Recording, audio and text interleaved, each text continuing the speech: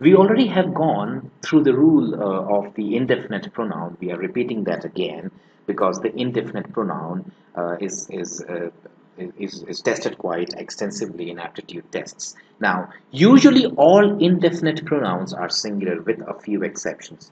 Now, usually all indefinite pronouns. So when I say pronoun, we have the definite pronouns like, so when you say definite pronoun, it means basically pronouns such as he, she, they. All these are definite. Why? Because you have a definite entity in mind. So when you say he is not well, you have a certain person in mind. When you say she is not well, you have a certain person in mind. When you say they are not well, you have more than one people in mind. You know that whom you are referring to. But when you say that someone is missing, someone is indefinite because we don't know exactly who that someone is.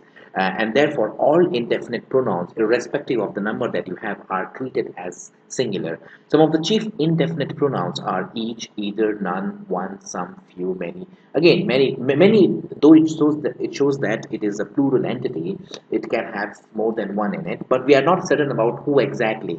And same is the case with other compound indefinite pronouns. There are a number of compound indefinite pronouns, anybody, anything, and so on and so forth, right?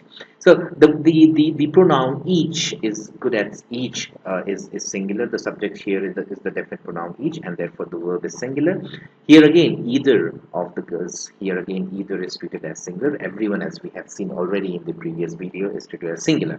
The pronouns some, all, any, none, most may refer to both countable nouns and uncountable nouns. Imagine something like this: some of the milk has leaked. Now, what you have here is the pronoun some, and this is basically a singular entity. Why? Because you have the uncountable noun milk, and therefore some of the milk has leaked. But if I replace that milk with say some of the pens, so you would say some of the pens are missing, right? So in that case, because pens is a countable plural noun, some has gone with the plural are because of the plural pens here. And this is the case with some, all, any, none, most. All these indefinite pronouns depend on whether what they qualify is countable plural or uncountable singular. For example, some of the boys are rich.